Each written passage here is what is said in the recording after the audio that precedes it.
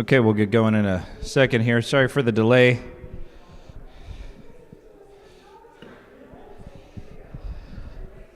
Go ahead and grab a seat while I put on the wireless.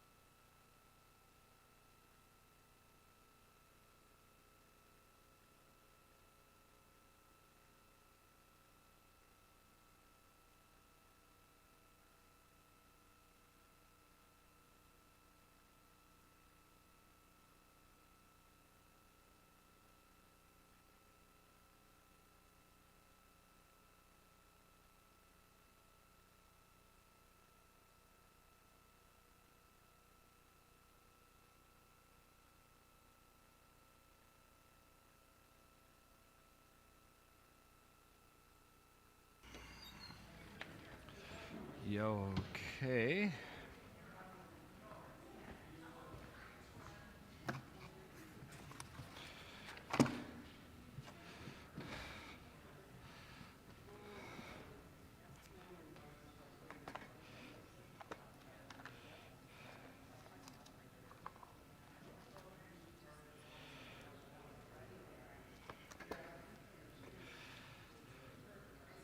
Ahem. Everyone, welcome. Welcome to Sunday morning Bible study. We should begin before we completely run out of time. And I want to end early, and I want to go to the parking lot and help people. I was talking with Glenn. He was saying, out in Wisconsin, if they had something like this in the parking lot, they would just salt it. Is that legal here? Would we be able to do that? That's the second time we've had somebody fall in our parking lot since I've been here. That seems like a considerable liability. I don't want to single anybody out, but this morning, yeah, and Beverly broke her arm. I don't know. Maybe we should look into getting like a salt spreader or something that we could spread stuff around. But any thoughts on that? Any knowledge of the? Yeah. Yeah. Yeah. Or sand or something, but. I don't think it's illegal. It's just you're going to have some consequences. Yeah. I'll propose somebody look into it because I don't like seeing people fall, and it didn't look like it didn't hurt. So. Anyway, and I think we should, just be very, very careful when it's like a sheet of ice out there. So, speaking of inviting people to Christmas, should somebody come to a service and have an accident, even if they just witness one, it kind of puts a damper on things. So, but we can begin, I think. Any news to share or any new things happening? Welcome to, once again, your name? Jared. Jared, grandson of Dale and Thamert, Dale and Lovis Thamert, and temporary living with them, right? And you attended one of our churches over on the west side, right? Faith in Tacoma. So.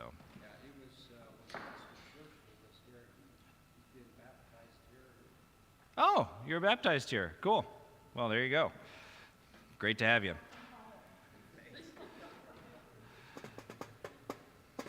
All right, well, we can begin, and it's a short Bible study because I figured we would probably only have about a half an hour of really getting into the Bible study.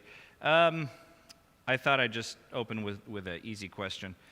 What is the most embarrassing or outlandish Christmas celebration you can remember?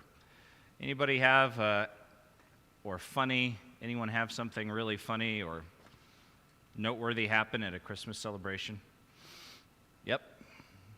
Leon and I were Mary and Joseph in a cantata in Connecticut. Wait, hold on. Oh boy. This is probably... You're on. Lance and I were Mary and Joseph in a cantata in our church in Connecticut in the 90s. And he couldn't fulfill his role as Joseph. He had, I don't know, college work to do. Okay. He had very, His PhD? no, Oh, but he was very, very busy. So his son Daniel took over as Joseph. And then our angel in the program was quite pregnant. And she carried in a lighted star on a pole. She couldn't fulfill her duty at the last minute, and somebody had to hold the lighted star on a pole. She had to go deliver a baby. And we didn't know that the lighted star on a pole was plugged in, and we walked away with it. Daniel walked away with that lighted star on a pole.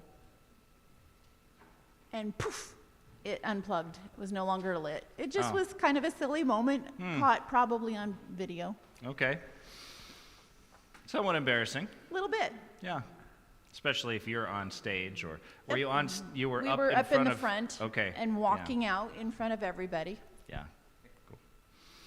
Any others? Interesting events that happened at Christmas. Yes. In the church that, the church that I grew up in was a very, very big church, and so it had like three services a weekend, or 4 services a weekend, plus This is two Advent services. Mark. And so the Advent candles were actual candles. And so by the end, the candle ended up burning all the way down to the reef. And then we had a big old fire with the Advent candles. Yeah. Yeah. Sure, thanks. Just give it your best. Give it your best. I'm going to have Mark try to pass around the microphones. Does it have to be in church? No. It could be at home, too. So Christmas Eve, not that long ago, my brothers and I came home from the children's Christmas Eve service, and our church still gave out the candy bags at that time, Okay. and they had popcorn balls in them. And so we were taking a giant chub of sausage and using it as a bat and smashing the popcorn balls. And I was my brother was pitching to me, and I was knocking him out of the park in our house. And then I switched and pitched to him, and he swung and released and threw the sausage right through the window. Oh, no. And so my dad was always the last one to get home because he was the pastor. And so that was the first thing we had to tell him on Christmas Eve. We just threw a sausage through the window. He just looked at us, shook his head, and went upstairs to bed. This happened not so long ago? I think I was in college, and my brother might have been a pastor at that time. Okay. No, he wasn't. Okay. Well, those were worth sharing. Any others, or we can get going? That was really just kind of to open up and warm up. Last time we kind of switched gears from talking about lifestyle witnessing. So if you want to invite people to Christmas, and not just the Christmas service, by the way, I could be wrong, but I have a sense that the days of inviting people to church for Christmas and Easter might be disappearing because people are busy those days, they're traveling, and it used to be like those are the days to invite people. Now I wonder if that's really the best time to invite most of your unchurched friends. Family, yes, people staying with you, people visiting. Some people are still going to be interested, but a lot of people are going to be gone. And almost like I've invited some people, and they were like, what do you mean, come to your Christmas Eve service? I've got family stuff I'm doing. Why would you, they seem to think like I was insensitive to have even suggested that they might come to church on Christmas Eve. So keep that in mind. But in any case, we want to invite people to church. Generally, we encourage them to hear the gospel in the Christmas season and at all times. So let's go ahead and talk now about our actual speaking to them. Yes, Tiffany. Dr. Galki.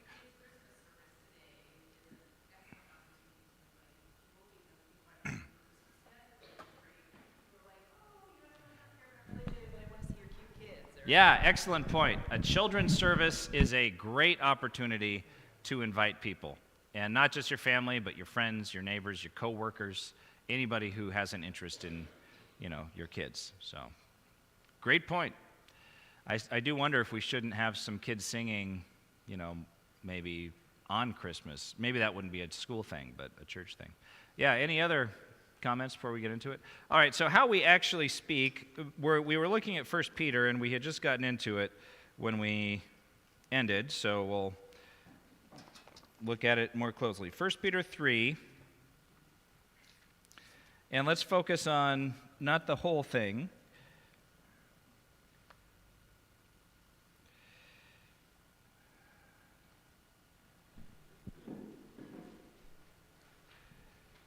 But verses 15 through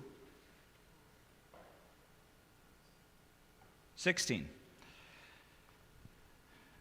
Anybody have a microphone? Thank you. Mark. But in your hearts revere Christ as Lord. Always be prepared to give an answer to everyone who asks you to give the reason for the hope that you have. But do this with gentleness and respect, keeping a clear conscience, so that those who speak maliciously against your good behavior in Christ may be ashamed of their slander. Okay, so we'll start with what's question 3. It talks about verbal witnessing. What is the situation that Peter tells us to be ready for?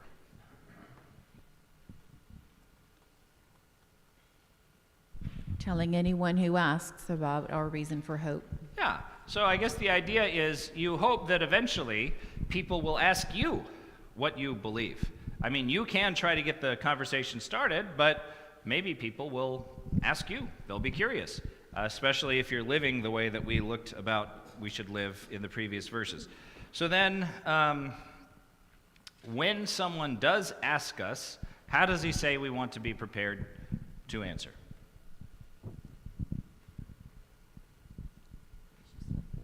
Yep. Treat them with gentleness and respect. Yeah, gentleness and respect. Now think about when we share the gospel and how, or maybe not even share the gospel is the right word, but when we talk about religion with people, is it possible for us to end up not being gentle or not being respectful? Sadly, yes. Yeah, it's kind of easy to do that. I don't know why exactly, but I think it's because it's an issue that people, obviously you have a deeply held belief, and probably if they differ with you, they have a deeply held belief, and it's something you feel strongly about, so it's easy to get defensive. Yeah, it's easy for these conversations to end up not really that gentle or not that respectful to the other side, because, you disagree with them, and so you don't really, let's say the person doesn't believe in Christ, you don't respect that position very much. But yet, that's how we're told to do it. So, verse 4, how do we share our faith with gentleness and respect? And we'll include both sharing our faith, inviting people to Christmas services, all these kind of things. How can we make sure we're being gentle and respectful?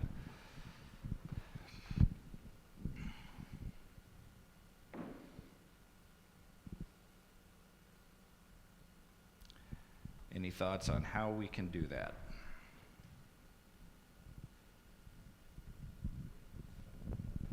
Yep. Mr. Reed. I don't know, it's a really tough one to do, but I feel like if you have a relationship with those people that you're trying to invite already, you might know that they already planned for Christmas or things that are really important to them. If family's really important to them and they are going to have family come over, they might take an invitation as, just like you said, kind of a diss to them, or that their family isn't that important. So I don't know, maybe just the more you know them, the easier it'll be to tailor inviting them to times they're available or when they might be open and receptive. I don't know. Okay, that's a good thought. So invite them when you know it would be convenient for them. Yep. I think it helps if you take 1 Peter 3:8 and being like-minded, sympathetic, and humble and compassionate. That's how you can try and be gentle, recognizing that we're in the same boat as both being sinners, and we both need love. We both need God's forgiveness. It's one way to help level the playing field, depending on exactly how the conversation is started. Mm-hmm. Yeah, good thoughts. Robin? Oh, be ready to take no for an answer. Yeah. Yeah, be ready to take. You want to elaborate when you say be ready to take no for an answer? What are you thinking? Just trying to give him a workout, that's all. Thank Yeah. you. So it's easy to ask a person, and it's also easy to shame them Yeah. when they say no. So if a person says no, accept that as their answer. Don't Yeah. say, "Oh, come on, you can come." Yeah, I think it's what when are we you start doing? when we start pushing people, and we maybe push them because from a good motivation that we care about them. But usually, if somebody says no, they mean no, and if you just keep pushing them, they're just going to get upset. Is usually the case. Doesn't mean you give up on them and stop, but yeah, to not try to force them, manipulate them, guilt them, whatever. So, all right. Actually, one more follow-up for Robin here. So no, just kidding. Just kidding. All right. Yes. You can also tell them that it's recorded because pretty much all of our services are Oh, yeah. online. Good point. Encourage them to watch online, if nothing else. And if you think watching our service is something they're not that interested in, there's also Time of Grace and other stuff that has more tailored content for online viewing, like 5-minute devotions or just sermons written by a guy who does nothing but write sermons all week. So they're pretty tailored. How many of you use Time of Grace? Raise your hand. Occasionally, yeah. Time of Grace is a really good ministry. Like Pastor Novotny, his whole job all week is just writing that message. And after he writes it, he delivers it on like Thursday and has a focus group that gives him feedback on everything from his gestures to his content to his, it's really polished. So that's, I think, a good resource to share with people because it's just so well done. Any other thoughts on how we can share our faith but with gentleness and respect?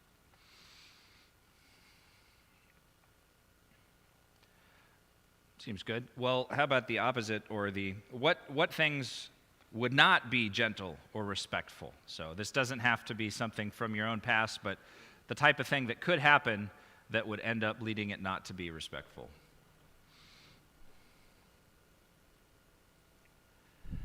Pointing fingers. In, like, literally, or, because that is Sometimes. kind of a disrespectful Yeah, it gesture, is. but is that what you mean? Yep. Okay. Or, even just with your words. Yeah. Okay, so just the way you word things. Anything else?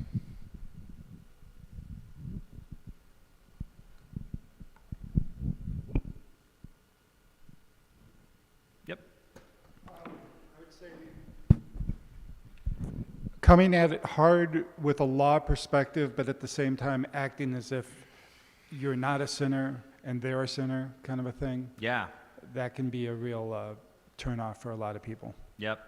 And even, I'd say the big danger for us, because I think you all know that you're fellow sinners, is not real, but is coming across that way, maybe even unintentionally. Because people who don't go to church, some of them are hypersensitive to the fact that people who do go to church think they're better than you, And so be real careful not to give that impression. And even if you're not thinking it, they might think it just because it's on their mind. And it's a stereotype people have. Can you think of any phrases or ways that we might accidentally give people the impression that we're better than them? That they're such bad sinners, and that's why they... Yeah. So don't emphasize, look, I go every week.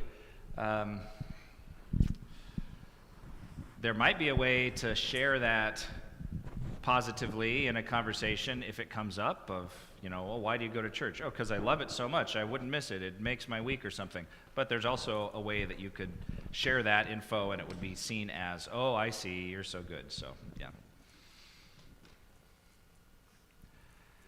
Yep. Don't say something like, it's the least you can do. Yeah. it's just an hour, something like that.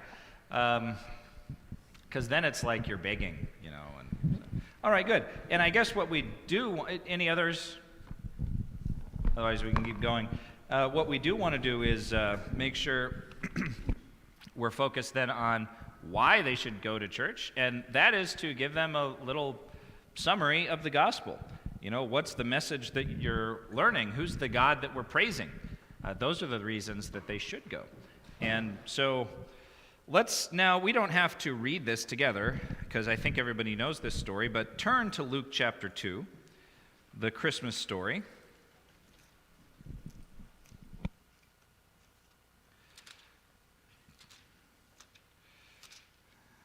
Is Paul here?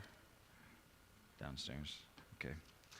Donna's here. I have a song stuck in my head, thanks to the Christmas program. I'm never going to, every time I hear the Christmas story, I'm going to think, and there were shepherds living. So now, skim over chapter 2, verses 1 through 20, just to get the story back in your head of Jesus' birth. You got the census, you got the traveling to Bethlehem, the baby born in the manger, no guest room available for them, which is a tangent I won't go on. The word inn is a mistranslation, unfortunately, that has taken on life of its own. There wasn't an inn. And by the way, they didn't sleep in a barn. I'll still read all those children's books, but they just had to sleep on the first floor. So back then, everybody slept with animals.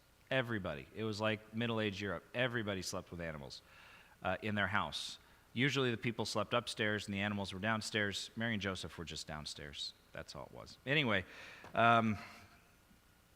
look at the story. The angels appeared, the glory of the Lord, the message, good news of great joy, the company of the host, seeing the baby, spreading the word, glorifying, praising God. So what elements of the Christmas story are relatable to your less churched friends and family? What parts of that could you take away and mention to them in a way that might, connect?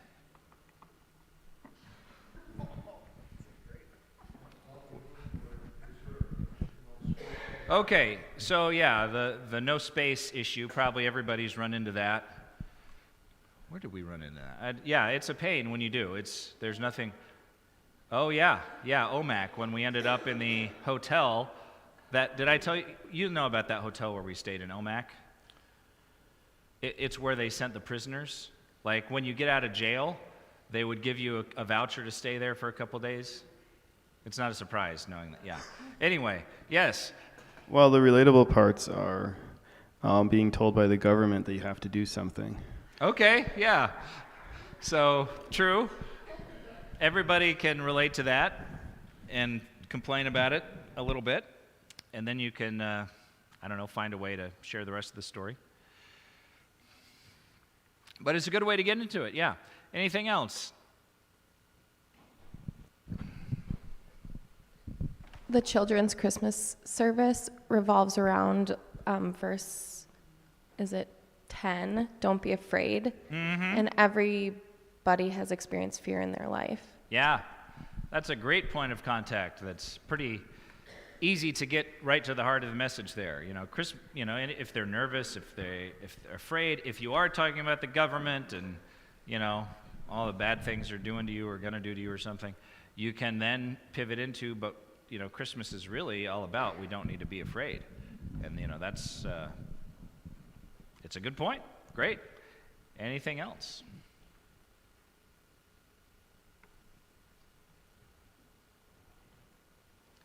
I mean, they had the Roman government. I think our government's bad. I think ours is corrupt. I mean, imagine living under that government, being told to obey. Any other thoughts on elements of the Christmas story that are very relatable to people? I think maybe you're skipping some of the most obvious ones just because everyone assumes it. Kelly? Oh, that, okay.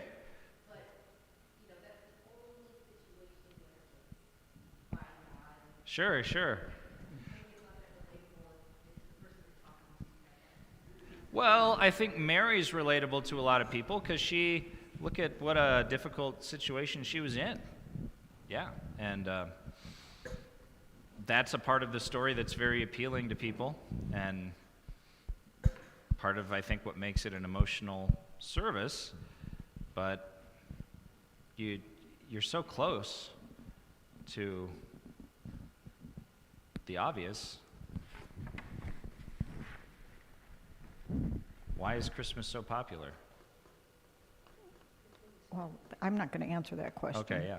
But I think that people can relate to Mary being pledged. They weren't even married. And so there are a lot of people out there that have had children out of wedlock. Yeah. And you can point out that it says right there that Mary, who was pledged to be married to him, Yeah. was expecting. Yeah. And even then, you can bring that in. Sure. So coming into a life that's less than perfect and not ideal, maybe being judged by society. Okay. Go ahead, yeah. I think just an obvious one is just the birth and all the situations around it. You probably could see some of the fear or just worry and uncertainty with this young woman and where she's going to go to give birth, and then the people coming to see the baby and excited Yeah. for them. So I mean, that's what I was thinking. There's a baby. You know, everybody loves babies, especially women, but also men. I think that's part of the reason Christmas is so popular, even with people who aren't church. I mean, I wish I could say that they're there to celebrate the incarnation, you know, and I'm sure that's part of it, that God became flesh. But I think a lot of people don't really, like, the pastor has to remind people of that part. They're just thinking, like, we have a cute baby there under the tree. Thank you to Kim DeAndrade for spending like 4 hours putting that up the other day. That's a big draw for people. And a lot of, and then you can start talking about, well, who is this baby? And he came for a messed up situation like the Mary found herself in, and like the world in the Roman times, and yet here God is born as this little baby. But yeah, I think a baby's a very great connection point with people. Any others?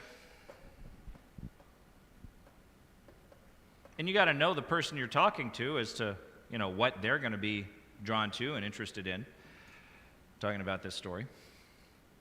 But any other parts of this story that are relatable to your less churched friends and family? Yep. First people I got to see were the lowly shepherds. Yeah. Up through the wise men a couple years later. When Yep. Jesus was in the Yeah, that is for all people. That's a really important thing. And it could counter what you're, you know, if somebody says, oh, I'm not a church-going person, or, you know, whatever, be like, well, Jesus came for all people. I don't know how that would strike them, but it's true. And it comes across as an invitation, not a judgment. Christmas is for everyone. You know. All right, anything else? Well, for the last couple minutes, and again, I want to end by 45, and I just added some. Oh, yeah. So, too, how can you encourage people to attend Christmas worship, mentioning some of these things, with gentleness and respect? So now we're specifically talking about invites.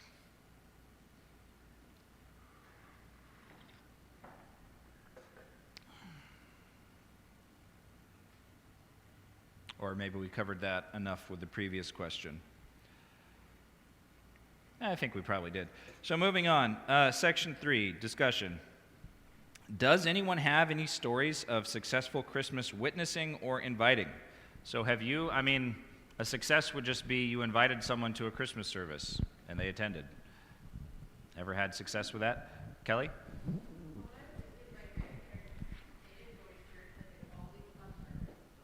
Oh, yeah, yeah. Kelly's grandparents who did not go to church. Are you thinking both sides or well, it doesn't matter. Yeah, her non-church going grandparents would always attend their Christmas service that the kids were in.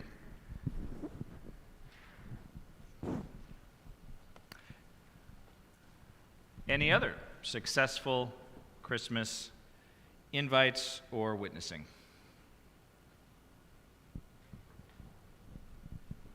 Yep. That was a similar situation in our family, but my parents always made it a point at Christmas and Easter to invite the family to come to our house because we were the ones who would go to church. So Yeah, so if it's at your house, then there's the natural draw to go to church in connection with that. So that's worth thinking about. A little probably too late for this season, but if it's between you going there and then coming here, and if them coming here means they can go to an extra church service, it's not a bad thing to try to work that out.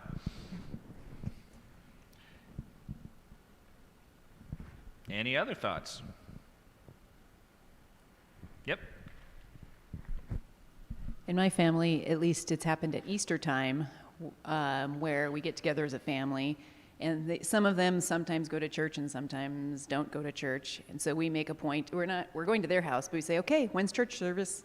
Which one are we going to, or whatever, when we all try and decide a place that the whole family can try and go to together at Easter. Yeah.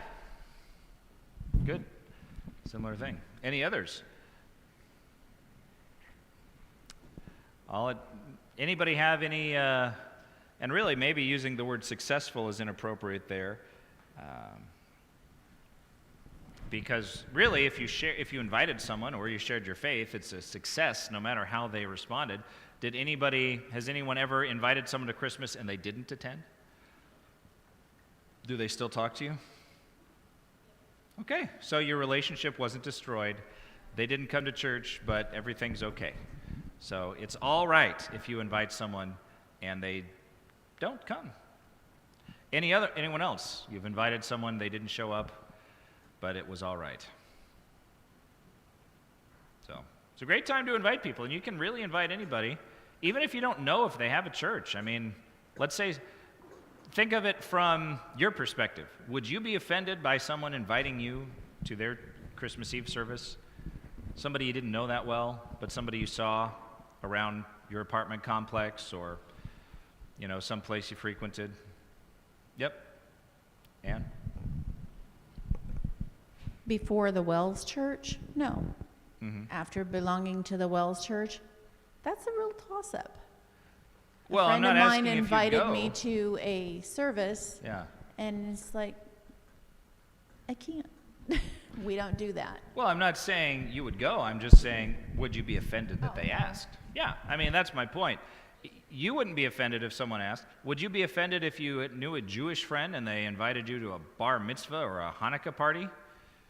Would you be offended that they invited you?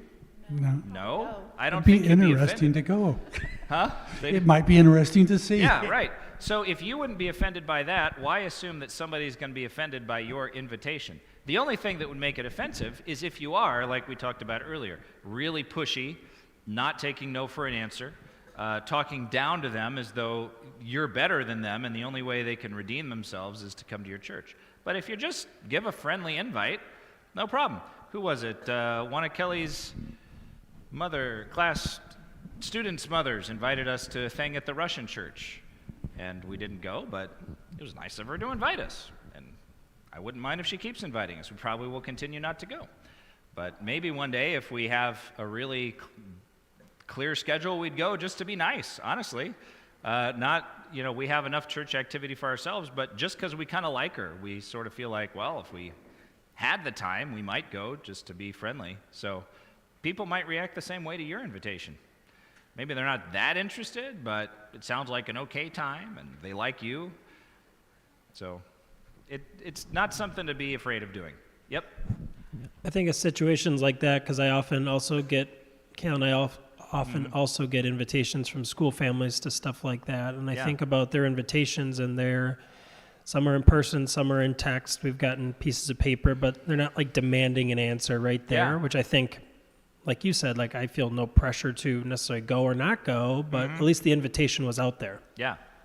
Yep, great point. All right, so next time what I think we'll do is we'll get to this last question.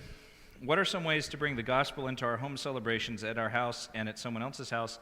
And I was thinking maybe then we could just spend some time singing some extra Christmas hymns. little extra time, because I know some people really like that. So that's my plan, unless someone has something else they'd like to cover, because we just have one Bible study left, and then Christmas time. And there, of course, there's no Bible study on Christmas. So if you have any favorite hymns, think about it, and hopefully we'll be able to do that. If I haven't recruited a piano player yet. But you know, most of these hymns we could do a cappella anyway. So. All right, well, thank you. We'll resume with worship in 15 minutes.